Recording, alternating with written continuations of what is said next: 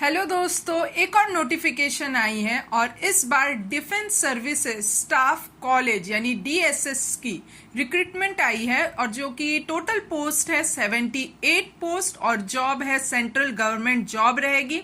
और इसका एप्लीकेशन जो मोड होने वाला है वो आपका ऑफलाइन होने वाला है और जो जॉब लोकेशन होने वाली है वो विलिंगटन तमिलनाडु में। मोस्टली इसमें पोस्ट जो है वो ग्रुप सी के ही पोस्ट है और आपकी जो नोटिफिकेशन की जो डेट जो रिलीज हुई है वो 23 मई को है और आप एप्लीकेशन को स्टार्ट कर सकते हैं 23 से लेके लास्ट डेट आपका 12 जून तक है और रिटन टेस्ट और स्किल टेस्ट आपको बाद में अनाउंस कर दिए जाएंगे।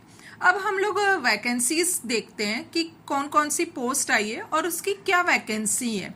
अब जैसे एलडीसी आपका लोअर डिवीजन क्लर्क जो हो गया है वो 9 है, सिविलियन मोटर ड्राइवर आपका 13 है, एमटीएस 38 है, स्टेनोग्राफर 5 है, supervisor 1, network administrator 4, hardware administrator 4, lineman 2, board builder 1, technical attendant 1। यानी सबसे ज्यादा इसमें मोस्टली आपको एमटीएस 38 है और आप यहाँ एलडीसी देख सकते हैं सिर्फ 9 है। तो ऐसे करके टोटल आपका 78 वैकेंसीज होता है। फिर हम लोग एज लिमिट की बात करते हैं तो एमटीएस और टेक्निकल अटेंडेंट का है 18 से लेकर 25 ईयर तक है, लेकिन एलडीसी और सिविलियन मोटर ये सबकी एज है 18 से लेकर 27 ईयर तक। और एज रिलैक्सेशन सेम जैसे हर जगह अप्लाई होता है। ओबीसी वालों के लिए 3 ईयर है, एससी एसटी के लिए 5 है, पीडब्ल्यूडी के लिए 10 है, एक्स सर्विसमैन एज पर गवर्नमेंट रूल और central government employ up to 40-45। फिर अब हम लोग एजुकेशन क्वालिफिकेशन की बात करते हैं तो इसमें साथ में एक्सपीरियंस भी क्या रहेंगे पोस्ट के लिए। जैसे एलडीसी है तो एलडीसी के लिए आपको मालूम है 12th class from recognised board और आपकी स्किल टेस्ट होगी 35 वर्ड पर मिनट टाइपिंग में इन इंग्लिश और 30 अगर आप हिंदी साइड वाले हैं तो 30 वर्ड्स पर minute in Hindi on computer. ये आपका स्किल टेस्ट होने वाला है। फिर दूसरा आता है सिविलियन मोटर ड्राइवर। इसमें 12th pass from recognised board होना चाहिए और आपके पास लाइसेंस होना चाहिए हैवी व्हीकल चलाने का और साथ ही साथ 2 ईयर का एक्सपीरियंस। और फिर उसके बाद एमटीएस की बात करते हैं तो एमटीएस में सिर्फ 10th class, only 10th class, no experience required.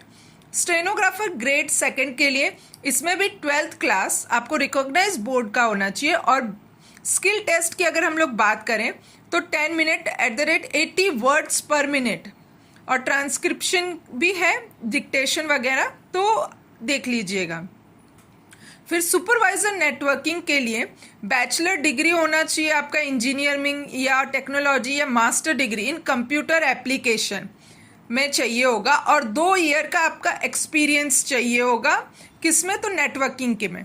फिर नेटवर्क एडमिनिस्ट्रेटर की बात करते हैं तो 12th class from recognised board with diploma in networking या बैचलर डिग्री हो जाए कंप्यूटर एप्लीकेशन तो बेस्ट रहेगा। फिर सर्टिफिकेट्स चाहिए इनको, सिस्को सर्टिफाइड नेटवर्क प्रोफेशनल और साथ में 2 ईयर का experience in a network administrator. फिर हम लोग हार्डवेयर एडमिनिस्ट्रेटर की बात करते हैं। इसमें भी 12th class with advance diploma in computer hardware या फिर bachelor degree in computer application certificate चाहिए और साथ में एक्सपीरियंस वो भी इन हार्डवेयर एडमिनिस्ट्रेटर का। फिर हम लोग लाइनमैन की बात करते हैं तो इसमें 12th class from recognised board होना चाहिए, 2 साल का एक्सपीरियंस होना चाहिए और diploma in optical fibre cable line management का। बोर्ड बिल्डर की बात करते हैं तो 12th class from recognised board होगा, साथ में 2 ईयर का एक्सपीरियंस होना चाहिए। यहाँ पे लिखा गया है कि फाइबर रेनफोर्स प्लास्टिक बोर्ड्स में या फिर आपका सक्सेसफुली कंप्लीटेड अप्रेंटिसशिप ट्रेनिंग, आपकी अप्रेंटिसशिप ट्रेनिंग कंप्लीट होनी चाहिए। फिर उसके बाद हम लोग टेक्निकल अटेंडेंट की बात करते हैं तो industrial training institute pass certificate in printing machine operator from recognised university या अगर ये नहीं है आपके पास तो आपका 10th क्लास और साथ में 1 साल का एक्सपीरियंस होना चाहिए printing machine operator from recognised university से। फिर हम लोग थोड़े से पे स्केल की बात कर लेते हैं, जो कि 7th पे लेवल लगने वाला है। तो एलडीसी के लिए यहाँ पे आप देख सकते हैं लेवल 2 के लिए ये रहेगा। स्टेनोग्राफर आपके लिए लेवल 4 की पेमेंट रहेगी। मल्टीटास्किंग आपकी लेवल 1 की रहेगी। और फिर जैसे नेटवर्क एडमिनिस्ट्रेटर, इसमें जैसे आपको हमने डिस्कस किया था बैचलर डिग्री लगने वाली है, तो लेवल 5 की जाएगी। सबसे ज्यादा मेरे ख्याल से हार्डवेयर एडमिनिस्ट्रेटर लेवल 5 वाले की काफी अच्छी पेमेंट हो जाएगी, और एमटीएस की तो सबसे कम रहने वाली है। इनकी सिलेक्शन प्रोसेस की बात करते हैं तो सबसे पहले आपका रिटन टेस्ट होने वाला है। फिर उसके बाद अगर एप्लीकेबल रहता है तो स्किल टेस्ट होगा, या ट्रेड टेस्ट होगा, या फिजिकल टेस्ट अगर एप्लीकेबल हो तो उस पोस्ट के लिए। फिर डॉक्यूमेंट वेरिफिकेशन होगा, और फिर उसके बाद आपका मेडिकल एग्जामिनेशन होने वाले। और जो रिटन एग्जामिनेशन है वो आपके डीएसएससी विलिंगटन तमिलनाडु में होगा। स्किल टेस्ट भी है अगर कोई, तो वो भी आपको वहीं पे देखने को मिलेगा। फिर हम लोग इसमें एक इम्पॉर्टेंट बात है जो डिस्कस कर लेते हैं। इसकी जो फीस है वो डिमांड ड्राफ्ट आपको 100 रुपीज का इन कैनरा बैंक के फेवर में बनाना पड़ेगा। The written test consist of आपका जनरल इंटेलिजेंस एंड रीजनिंग पूछा जाएगा, न्यूमेरिकल एप्टीट्यूड होने वाला है, जनरल इंग्लिश होने वाला है, और जनरल अवेयरनेस और ट्रेड स्पेसिफिक होने वाला है अगर एप्लीकेबल है तो।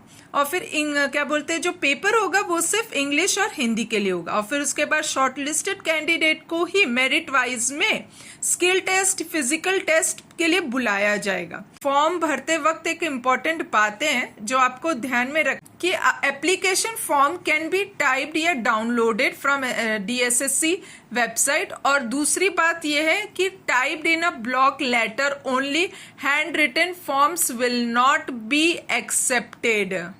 कहने का मतलब है कि आपको ब्लॉक लेटर में ही टाइप करना है, और हैंड रिटन फॉर्म आप एक्सेप्ट बिल्कुल नहीं करने वाले हैं। और जो फोटोग्राफ होनी चाहिए वो वाइट बैकग्राउंड में पीछे होनी चाहिए। सिग्नेचर अच्छे से कीजिएगा, और self attested copies of Aadhaar card, 10th 12th marksheet, अगर कोई ग्रेजुएशन सर्टिफिकेट है, यानी कोई भी सर्टिफिकेट हो, आपका ओबीसी हो, एससी एसटी, कोई भी सर्टिफिकेट है वो सेल्फ अटेस्टेड होना चाहिए। और यहाँ पे क्या बोलते हैं, ये फॉर्म भरने की फीस है 100 रुपीज कह सकते हैं। यहाँ पे इसका एड्रेस लिखा हुआ है, आपको एनवेलप लेना है जो कि ये साइज का रहेगा, और 56 रुपीज का स्टैंप लेना है। और यहाँ पे आप एड्रेस देख सकते हैं, यहाँ पे commandant defence service college Willingdon Nilgiri Tamil Nadu. और ऐसा आपको एनवेलप के टॉप पे लिखना है कि आप एप्लीकेशन फॉर द पोस्ट किस पोस्ट के लिए अप्लाई कर रहे हैं, टॉप में लिखना होगा। फिर एड्रेस यहाँ पे लिखिएगा। नोटिफिकेशन से रिलेटेड सारी बातें तो डिस्कस हो गई है। अगर कुछ रह गया है तो आप कमेंट कर लीजिएगा, मैं आपके डाउट्स को क्लियर करने की कोशिश करूंगी। Okay, thank you and all the best.